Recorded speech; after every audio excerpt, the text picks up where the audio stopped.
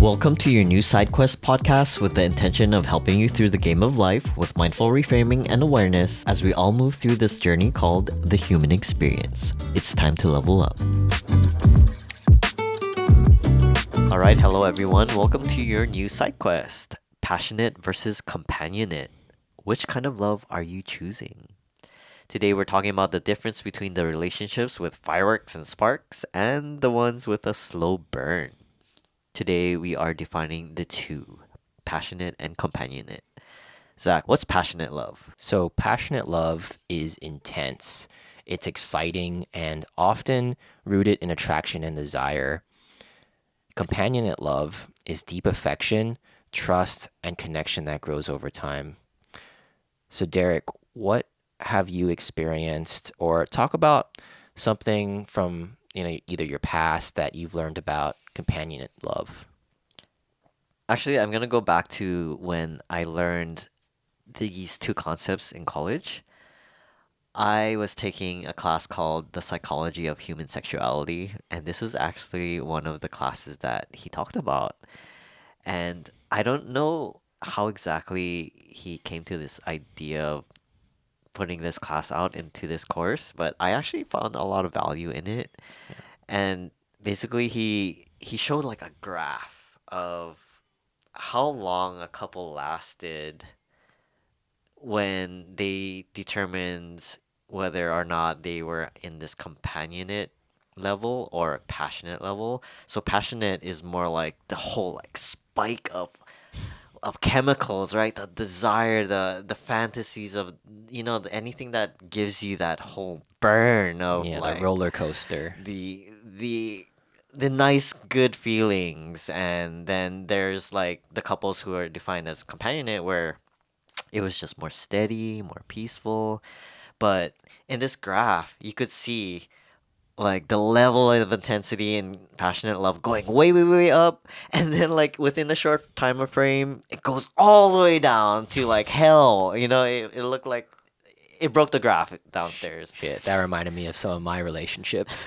But yeah, we could all relate to that kind of love, right? And then the companionate graph, it was like very slow at the beginning, and then like it's very slow over time though. It's like I would relate this to like an index fund in investments. Yeah, yeah. It's like a very slow growth, but they're still going strong. It was like a steady, slow growth, and they made it to 100 in the graph. Yeah. So we are gonna talk about our experiences now in the past that we had with passionate love, because I know that everyone can relate to this type of love. Oh, yeah, for sure. I dated a girl from San Diego one time. This was in 2022. I remember this being as passionate love because we had so much chemistry with each other. There was an attraction, obviously, between the both of us, of course.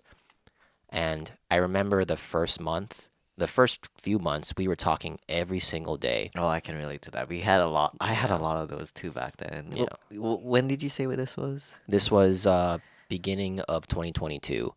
So I was still pretty young, not really knowing what I want. I was dating too, so I met this girl actually online, and we talked like ever since we connected, texting every single day. She would text me good morning, good night, all those like sweet hallmark. I actually Yeah, really kinda- like those, honestly. Like, Yeah, to be fair, I really do like those. yeah, and it seemed like she was very, very invested in me. So that's what I really liked.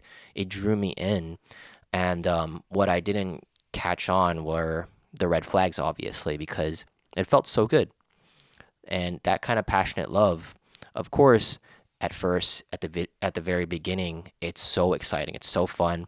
I remember even flying out to San Diego just to see her, and the few days that we spent time together, it was very, very passionate. It was like sparks. It's like fireworks. All you did was just fuck every day, I bet, right? Well, we did we were intimate, but eventually, like she came to Hawaii, and then she lived with me for a couple more days. So yeah, there was definitely a lot of sparks, Mm-hmm. a lot of fucking. A lot of Yeah. So yeah, it eventually ended because of incompatibility, of course. Like there was just months where we were disagreeing about different things. We didn't see eye to eye. And then at one point she was like, I don't really feel a connection with you. And that hurt because I thought I was like vibing with her, like that chemistry. It felt real, but it wasn't stable. Like it wasn't that consistent, um, sort of love that you get probably from companionate love, right? That wasn't built. Basically, our romance was built on a house of cards. It was just built on these highs. Yeah, these highs and these lows. And eventually, that was the relationship that fucked me up the most. And I still think about her to this day. So would you say it ended with a crash and burn? Yeah, it was definitely a crash and burn for sure. Yeah, but I learned a lot from it. So, Yeah, we have to go through those to figure out what kind of love we want. right. Derek, what was your experience like with passionate love? I feel most of my relationships were passionate love, especially my marriage. So I met my ex-wife in a previous part-time job that I used to work at, and it felt like destiny because I ended up moving on her street in the same neighborhood, and we ended up, you know, carpooling together to work, and then we would hang out at the park and watch the sunsets together. Oh, It started off as like a good acquaintance, but then I thought she was fucking hot. She was like totally my type. And well, at that time, she was actually in a relationship, and I was in a relationship too. At the end of it, like we after the end of all that hangouts together, we actually felt a really big spark, and we oh, both ended our relationships to be oh, to be together. together. Wow. And it was intense because that relationship, dude, we were so into each other. Yeah, you guys were like rabbits every day. We were rabbits, and like, I'm not gonna lie, the sex was amazing. Each time I would get her there each time, Mm-hmm. and like our bodies were so compatible. Like, she would she would get there like literally every time I would just connect with her. Yep, intimacy would be 100%. Right. And also, she never had that experience before of like, reaching the point where, guys would get her. Yeah. I was the only guy who like actually got her to go there, but like frequently, like every single time. So like it Wow. was amazing. It was just straight up amazing. So like within a year, we got married. I Wow. thought it was like, okay, this is it. It's not gonna get better than this. We are so good together. We like each other. Got to seal the deal. Gotta seal the deal. Like, what I didn't know back then is that I was looking through rose-colored glasses. Mm. It was like anything she did was fine. Like I didn't even see the red flags. There were so many things that were happening that I wasn't clearly aware of. Tell me about that one time when you were describing to me how you were just folding laundry one time and she Mm. would just like bring up just something. It was more like I would do the chores, right? Because I am a freelancer and she'd have a 9 to 5. I would do everything. I would fold her laundry. I'd wash her laundry, fold her laundry, and all I would ask was like, "Hey, could you put your laundry away?" And then she would snap at me like randomly. I'm like, "Okay, I just did your laundry, right?" So Yeah. like those things were like a signal, like a little red flag, but I didn't really consider it being one at that time because I would just be so like still in the rose-colored glasses Hmm. phase.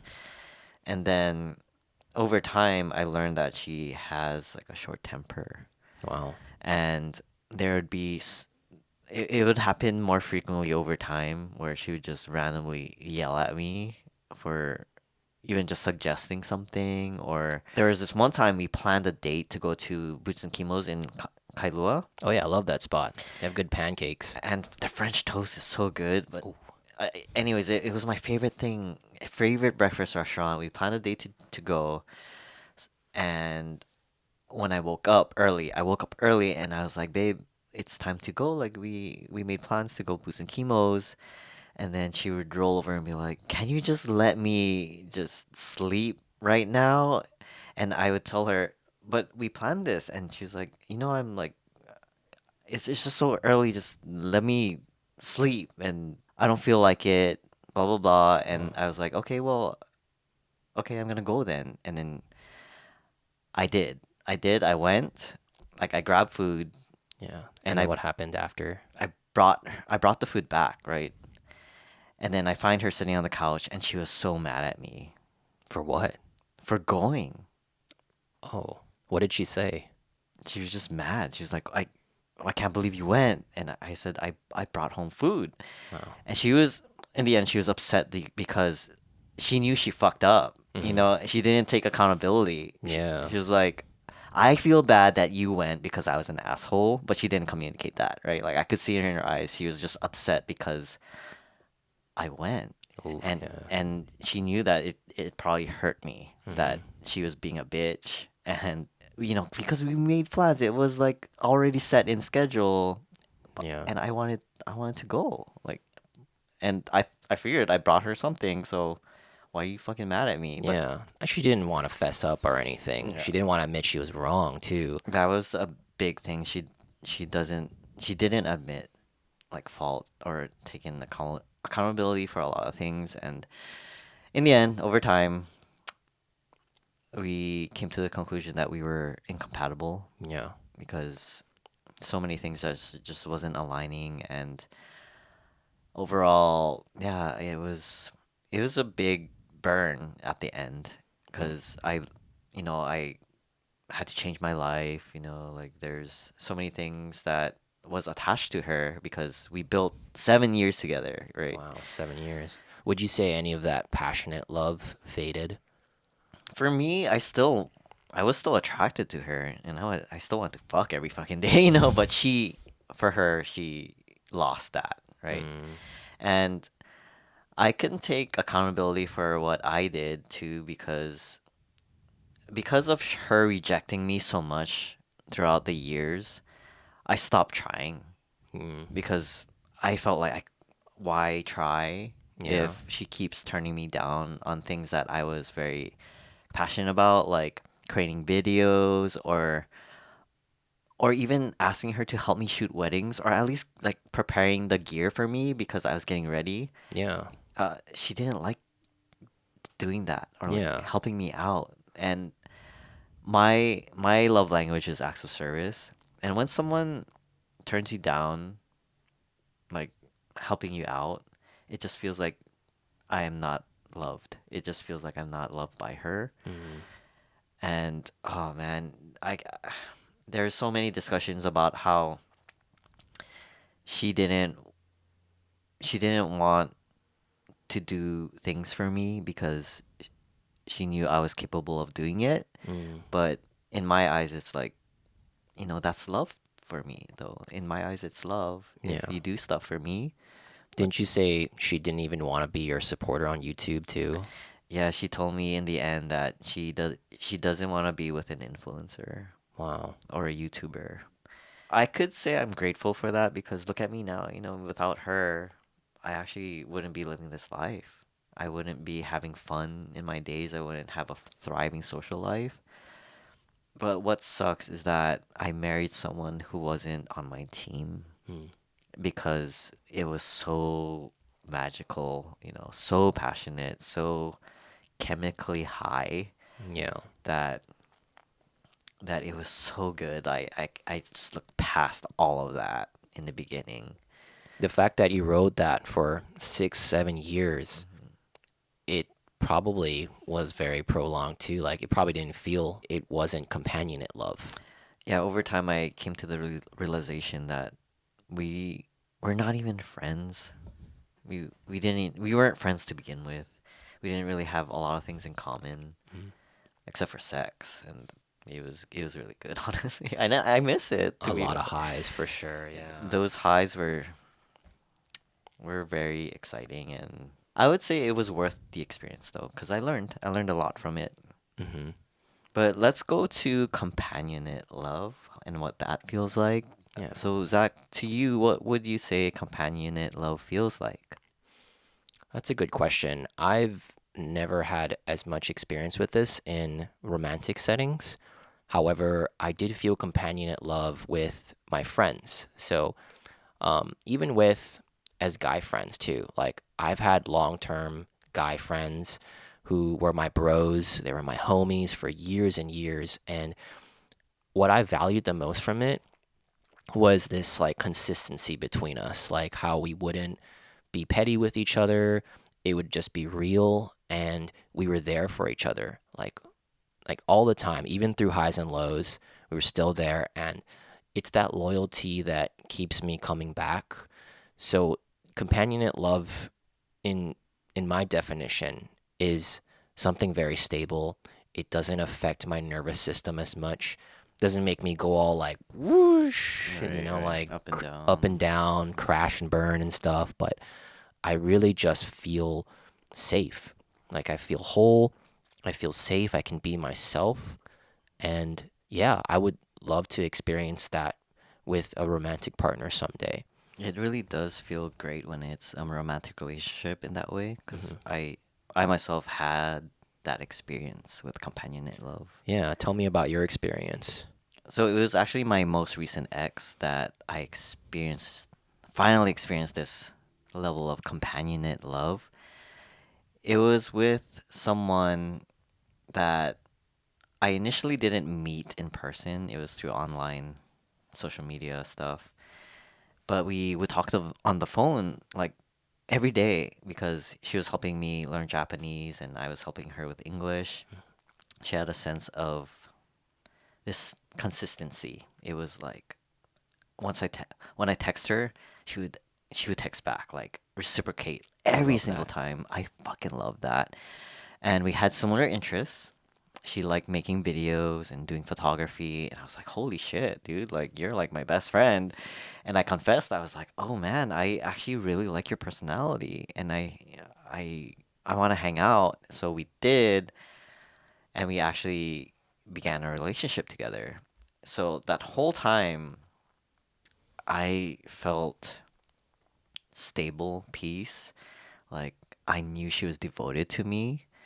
The the whole problem around it was that I wasn't actually fully attracted to her physically. Mm, And that was like a big burden to the relationship. yeah. Like although like she was cute, it's just I just didn't feel like in comparison the sparks that I Mm, did in my marriage. yeah, you were missing that intensity, right?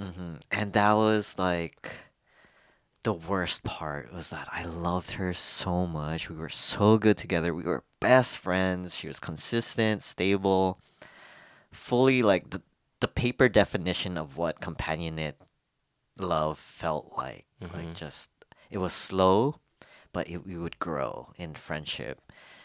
And I didn't have to worry. I felt like she was there anytime I reached out.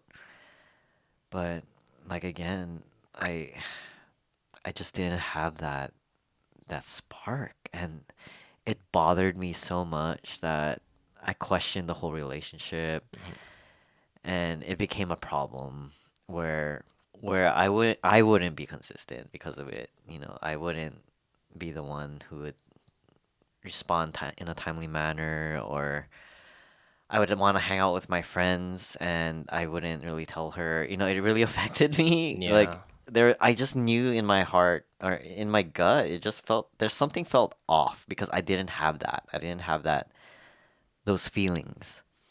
And that's what sucks because I know if I really stuck to it, we could have probably lasted like forever because we were so compatible. It was like my first time ever being with someone that had complete compatibility with me, Yeah.